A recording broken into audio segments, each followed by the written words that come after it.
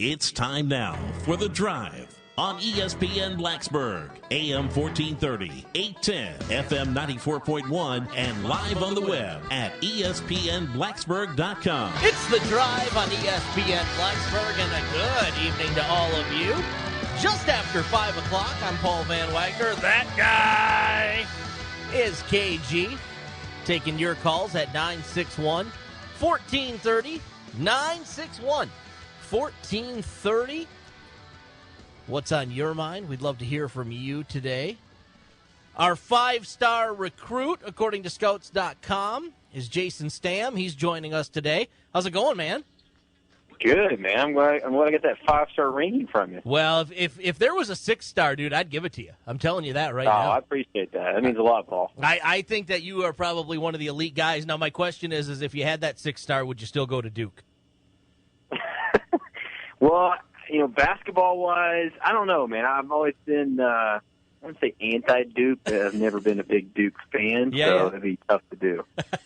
But, if you're talking about a guy that can, lead you to the promised land, Coach K is kind of that guy. So, oh, yeah, of course. You definitely he's kind of got the track record to back that up. Yeah, no doubt about that. Now, Scout.com recently released its top prospect ranking for 2017, and interestingly enough, there are a lot of kids from Virginia on this list, and I kind of just want to go down through this list, and let's start with Brendan Newton from Faith Christian School. He's a 3-star center out of the Roanoke area. I guess my question for you on all of these guys, first and foremost, is what are the chances of them going to Virginia Tech?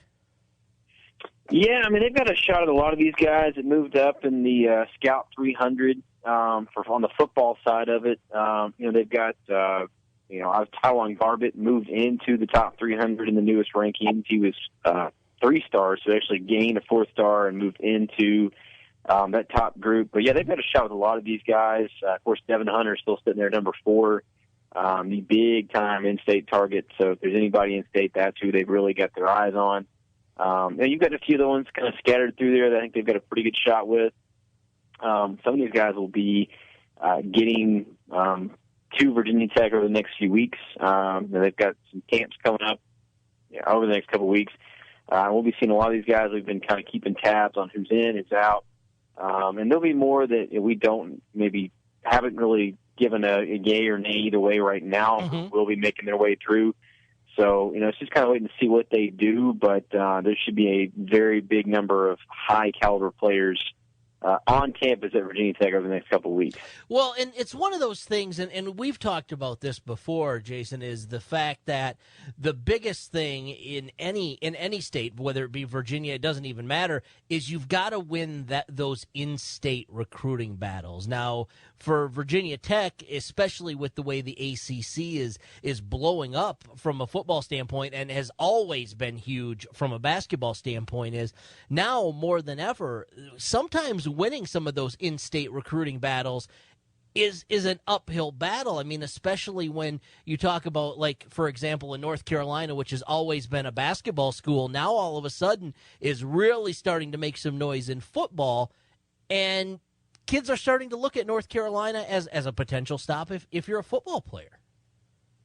Yeah, even some of the guys, they've made a lot of headway, I think, the last couple of years in state, and they continue to do so. But when you come off the year they had last year, that's going to happen. They've got a very well put together team down there right now. Larry Fedora is kind of on a roll, so that's very attractive. Even in state, they've really been able to get a lot of players, but they're also pulling guys now from especially the Atlanta area. That's where it seems like they've really gained a lot of traction in the last few years. Right. And again, even the 2016, 17, 18, all these classes right now, they're really doing really well in pulling some guys out of that area. And that's a very talent-rich area, but that also speaks volumes because they're going head-to-head in a lot of these cases with SEC schools. Mm-hmm. That's, for years and years and years in SEC territory, and it's really tough to pull guys out of there. And they're doing it. They're having a lot of success in doing that. So they're even going down there getting some guys from Jacksonville, down in Florida. So definitely expanding that footprint. We've talked about Virginia Tech doing the same. Right. But North Carolina seems to be having success. I think there's in large part because of the success they're having on the field. How much of the ACC success as a whole is leading, because we always talk about the SEC. It's SEC country. You don't go into SEC country. If there's going to be two teams in the national tournament or the national championship, the Final Four, two of them have got to come from the SEC. It's SEC all the time. How much of a positive effect does a Clemson have on the rest of the ACC as a whole when you see the success that they've had on the football field and the fact that they're now a national powerhouse, which obviously elevates the play in the ACC when it comes to a recruiting standpoint? Yeah, Clemson and Florida State, have traditionally recruited well for a while. I know, both of them kind of had their a few down periods in the last about 10, 15 years. But both those schools have recruited well, continue to recruit well. Miami is the one who, you look back a lot of years, they've had some very highly rated guys, and maybe they haven't panned out as well as right. Some of those ratings projected them to. But, obviously there's a lot of excitement down there with Mark Richt now, leading the charge. So, he's got them doing very well. They've got 15 commits so far, number 6 in the country, according to Scout.com's team rankings. So they've got a lot going for them again, and now they've got to get that to translate to the field. So still a big name down in South Florida, especially. They're going to continue to pull their share of guys out of there. I think I've said it a million times, but one of my favorite quotes I ever heard was from Mario Cristobal. Used to be the coach at Florida International. That's when I heard it, when he was there as the head coach. But he told me one time, just an interview that I did with him, that there's so many big time recruits in South Florida that you can basically, in any direction, unless you're not looking at the ocean, right? Pretty much in any direction down South Florida, throw a rock and you're going to hit a 5-star recruit. There's just so much talent down there. Yeah. So Miami is going to continue to do well, just because of where they're located. But yeah, you look at schools like North Carolina that are doing really well in recruiting and obviously playing really well on the field. Virginia Tech's kind of on the cusp. Because of what they've been able to do, and this is obviously some momentum going with Justin Puente, and they're sitting right now number 33 in our rankings, 5th overall in ACC. So they're not real far behind, but they've got some work to do to catch up with some of those other guys like Miami, Florida State, Clemson, and even North Carolina now.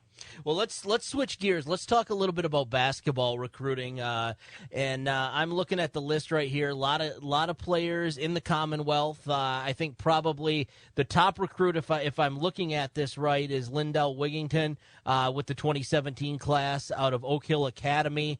Has, I believe, Virginia Tech as one of his schools of interest. He does. What can you tell me about this kid? And obviously, as he continues to develop, do the Hokies have a shot at him? I think they do. Lindell Wigington, and he's teammates with Matt Coleman, who's ranked a little bit ahead of him at 44. Wigington's 53. Both those guys are Oak Hill. Of course, Matt Coleman, is from 757 Tidewater area originally before he went to school down in Oak Hill. So. Right. But yeah, they've both visited Virginia Tech a few times. Matt Coleman, I think they've made a little more progress with. This time last summer, he seemed to be all about UVA, and I really was. I thought he was 100% headed there, and obviously just hadn't quite worked out that way to this point. But Wigington, both those guys are roughly they're very similar size wise. They're both 6'2". I think Wigington maybe has about 10 pounds or so on board at the same time. Right. But Wigington, is a very talented kid. Both very good passes. I think Coleman's probably a little more of a scorer. But Wigington, obviously, he can get it done. Again, whether that's getting somebody involved or finding his shot. So both very talented guys, and I know they've gotten a very good relationship with Oak Hill. Obviously led to Hadim Say, that commitment, that signing they got for 2016. So they do have a relationship with them, and I can imagine probably those guys will be up, if not this summer or maybe both. They'll probably be up for, possibly like the Liberty game or something in September, football Liberty game, but they'll probably all come up as a team visit at some point also. Now, let me ask you this, because when you look at some of these players and two guards from the same school, both on Virginia Tech's radar, we know Buzz Williams loves to roll out three guards during the course of the game. Does it make sense, especially with two highly touted kids like this, to go after both of them? Or are they better off to focus on one and try to pull one of those two kids?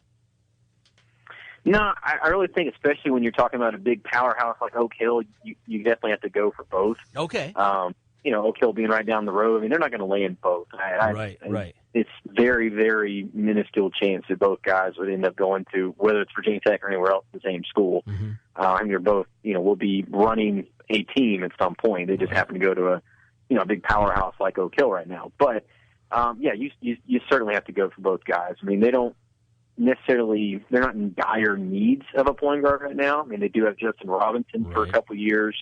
And this is not counting Seth Allen, obviously, who will be a senior this year. You got Justin Robinson a couple of years. You just got Tyree Jackson. So I think they can still use a point guard. They would like to have a point guard in the 2017 class. But, I think absolutely you have to go for both just because of the caliber of players they are. And, Oak Hill is not, it's an hour and a half from here. It's not like it's right down the road, but it's still kind of in your backyard. So you definitely have to offer both those guys. Next player on the list from the Commonwealth is 6'8" center Nate Washington. He's a 4-star recruit out of Bishop O'Connell in Arlington. The one thing that I will say is 6'8". You can't teach that, man. No, you can't at all, and it's no secret. I mean, Virginia Tech needs some front court help. I mean, Kerry Blackshear has made a ton of development in the little short time he's been at Virginia Tech, but he can't do it alone. So he's going to have Johnny Hamilton to kind of back him up a little bit this year, but Hamilton will be a senior. So they need some help. Nate Watson is probably their best chance at getting a post player right now. Being an in-state kid, I think he thinks pretty highly of Virginia Tech. Has been down a few times. I mean, he and Amir Sims are probably their top targets inside. Amir Sims is at Blue Ridge High School, and that's another pretty big in-state school. But both those guys are probably their best chance at getting a post. And even I think Nate Watson's a guy. Again, 6'8", maybe a little undersized as a center. You kind of like somebody a little closer to 7 foot, sure. But as a guy that can play in the post more than Amir Sims, I think Amir's more of a 4, maybe even a stretch 3 in some cases, depending on what kind of style you're playing or anything. But I do think Nate Watson is probably their best chance at getting a post player, a good, really solid post player in this class. Well, and again, at 6'8", 220 as a junior going to be a senior next year, he still has room to grow. If not height-wise, he definitely can still fill out. And from the pictures and stuff that I've seen, it's not like he's a little 6'8". No, he's not a little guy. 220, I think he'd like to put on, and maybe a little bit of weight. You'd like to get him maybe a little closer to 230, especially if he's going to be a guy that's going to be banging inside. But yeah, he got the size, has the length and reach to be a good post player. And again, being in state, I think they've got a very good shot at him. They've got to get him down for a visit. They're hoping at some point this summer. Maybe even one-on-one to really kind of, give him plenty more attention. So, he and Amir Sims, like I said, are probably the best two chances at a good post player. Amir has been on the radar for quite a while now. Seems to be probably, I'd say between them and Georgetown, I think Virginia Tech is in very good shape with Amir Sims also. One of the other guys that's a center, Brendan Newton out of Faith Christian School, a Roanoke area kid. Is there any chance that they can land him, or is he heading to UVA? There hasn't been a lot of talk with him yet. I think they, being a local guy, I think they got a shot, but not a lot of talk right now. So, yeah, I think UVA probably has a leg up on Virginia Tech. But, again, he's right down the road. That can change at any time. So, sure. Kind of waiting to see what pans out with him if he does get over to Virginia Tech anytime for a visit or anything like that. But I'd say right now, if I had to say between the two, I would say UVA is probably the one that's in better position. Another one from the Commonwealth. Boy, and I got a feeling I'm going to butcher his name. Virginia Academy's, is it Ajike Abina? That's pretty close, yeah. He's a big kid, too, as a power forward. What can you tell me about him? Yeah, I actually got a chance to see Abina last year a couple of times. I haven't seen him this year. I mean, I'll hopefully get a chance to see him at some camps, and some obviously travel circuit stuff here in the next couple of months between June and July. But yeah, very good size. Kind of I would say definitely a true 4. If you want to go small, he could probably play inside as a 5. But I think he's developed very, very well. He's picked up some really big-time offers. Cincinnati, Xavier, kind of a 2 that have really come in, seem to be in very good shape. But it's another one I think Virginia Tech is in, they got to do some work, but I think they're in very good shape as it stands right now, heading into a lot of the summer activity that's going on. And then another one, Amir Sims. We've talked about him in the past. 6'7", 215, plays for Blue Ridge School out of Dike, Virginia. Again, Virginia Tech is on his list, but his list is pretty extensive. Looks like he's got about 13 schools on that list right now. Yeah, he's got quite a few that have been looking at him. And he's definitely one that we've been mentioning for quite a while. I don't think they've finalized a roster, but one I would expect to be at the NBA Players Association camp. I'll be on hand for that next week, so that'll be a really good chance to see him go against some very top-tier talent. But it's pretty much stayed. It's been really Virginia Tech and Georgetown for quite a while that have been probably that top 2. Pittsburgh has kind of been hanging around also, but Georgetown really seems to be the one that Virginia Tech will have to fight off for that one. And obviously we talk about winning those in-state recruiting battles. And in Virginia, with the amount of basketball talent that we have here, is it as imperative? Because you can go to that 757 area, or you can go to some of these prep schools, you can go to Arlington, and you can find these kids. Is it as imperative to win? I guess not necessarily all, because you can't win all of those in-state recruiting battles, but to win most of them? Well, it is, but, obviously Virginia is one of those places where you also have a lot of private schools. A lot of, I'm not sure. I know there's got to be something behind that, and it may be something I maybe knew at one point. But, and if you kind of take that into account, a lot of these guys aren't technically in-state. Right. You get schools like Oak Hill and Blue Ridge and Hargrave, Fork Union and Miller School, and the list goes on. There's a lot of guys that are kind of imported, and then they'd be listed as in-state guys, but not really. So if you lose out on them, I don't think you can really call that losing out on an in-state kid. Right. Perfect example, even on the football side. This weekend, Luigi Villain is announcing his decision. So he's at Episcopal High School and up in Alexandria at the boarding school. He's originally from Ottawa, Canada, so that's not an in-state kid by any stretch. No. He plays in Virginia, but if they lose out on him, I don't see how you can get that upset. He's not an in-state guy. He's from Canada. So that happens. There's just a lot of private schools in this state and a lot of boarding schools that guys end up playing at for a year or two, and they kind of get lumped in with a lot of those in-state guys. So let me ask you this. In this 2017 recruiting class, in Virginia, not necessarily the top-ranked guy, but who's the top guy right now that you're looking at going, man, if this kid continues on this upward trend that he's on right now, he could be something special? Is there one guy out there that you really think could maybe be that elite talent? Are we talking about football or basketball? Basketball, on the basketball side of things. Basketball side, I think Matt Coleman has really set himself apart the last couple of years. He's a guy that we knew, again, when he was over at Maury, before he went to Oak Hill Academy last year. So he's a guy that's been on the scene for quite a while, and he's a guy that, again, I haven't had a chance to see him in person since last year, so I guarantee you he will be at the NBA camp, barring something unforeseen next week. So it'll really be interesting to see how he kind of stacks up against some of these, elite guys from all over the country. So he is truly an in-state kid, and he's definitely one that I think has the potential to be a guy who carries a team, into the postseason. And that's what you want. You want somebody who can do plenty of stuff for himself, but also get guys involved when he has to. And those are the kind of guys the tough, hard-nosed leadership kind of guys, those are the ones you want on your team and who are going to be leading your team hopefully deep into the postseason. Jason Stamm is with Scouts.com and the VT Zone. We encourage you to check out the VT Zone on Twitter. Also, you can subscribe. They've got a lot of cool stuff in their subscription end of things. Football recruiting, basketball recruiting. You can go through. You can sort by also. I can myself personally spend a couple hours a day on this site finding cool stuff to check out. So encourage you to check it out. And Jason, man, as always, I want to thank you so much for joining us. Lots of great information. Sounds good, Paul. I'm glad we can get you through the day with browsing the site. Well, it's either that or ESPN.com, and I might as well go with the local stuff, right?